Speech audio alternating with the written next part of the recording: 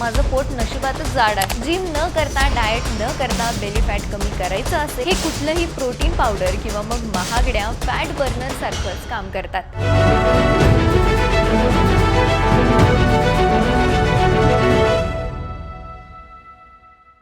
नमस्कार, मी अंजली आणि आज खरंच एक असा विषय घेऊन आली आहे जो जवळजवळ प्रत्येकालाच त्रास देतो. तो म्हणजे पोटाची चरबी. आजच्या फॅशन लँग्वेजमध्ये बेली फॅट. हातपाय सगळं ठीक, पण पोटाचा भाग काही केला कमी व्हायला तयार नसतो आणि आपणही लगेच म्हणतो माझा मेटाबॉलिझम स्लो आहे, माझं पोट नशिबातच जाड आहे, कितीही केलं तरी पोट कमी होतच नाही. पण खरं काय माहिती आहे का, आपल्याकडे घरातच अशा काही साध्या रोजच्या रोज वापरातल्या पण एकदम अंडररेटेड गोष्टी आहेत ज्या पोट कमी करण्यात भन्नाट काम करतात. आज अशाच 5 गोष्टी मी तुमच्यासाठी घेऊन आली आहे ज्या आपण ओळखतो पण वजन कमी करण्यासाठी त्यांची ताकद आपण वापरतच नाही. सगळ्यात पहिली गोष्ट, घरी बनवलेलं ताक. आपण दही खूप खातो पण ताकाची ताकद मात्र आपण अंडर एस्टिमेट करतो. ताकात असणारे प्रोबायोटिक्स पोटाची सूज कमी करतात, ब्लोटिंग कमी करतात आणि डायजेशन सुधारतात. पोट साफ झालं की बेली फॅट आपोआप कमी होऊ लागतो. पण लक्षात ठेवा, ताक दुकानातलं नाही, घरात दह्यापासून काढलेलं ताकच प्या. त्यात पाणी, चिमूटभर मीठ आणि आवडत असेल तर थोडी कोथिंबीर. दिवसात 1 ग्लास पुरेसा आहे. दुसरा अंडररेटेड पदार्थ सामान्य ओट्स नाही तर चिरलेला ज्वारी किंवा बाजरीच्या लापशीसारखा पोहा बघा. आपण म्हटलं वजन कमी करायचं आहे की लगेच आपल्याला ओट्स, कॉर्नफ्लेक्स, ग्रॅनोलासारखं काहीतरी फॅन्सी आठवतं. पण आपल्या घरी मिळणारे हे कोर्स ग्रेन्स बेली फॅटसाठी सर्वोत्तम, कारण हे हळू डायजेस्ट होतात, पोट जास्त वेळ भरून ठेवतात आणि शुगर स्पाइक्स होत नाही. सकाळी एक छोटा बाउल जरी खाल्ला तरी मिड डे क्रेविंग्स गायब होतात. तिसरा पदार्थ आहे उकडलेले मूग. हो, अगदी साधे हिरवे घरातले मूग.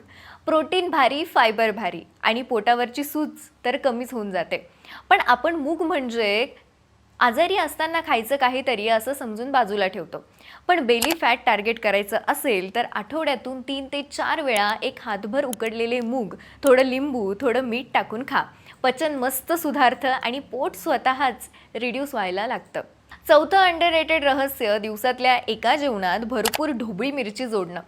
हिरवी, लाल, पिवळी कोणतीही चालेल. अनेकांना माहितीच नसतं की ढोबळी मिरची बेली फॅटसाठी किती उपयोगी आहे.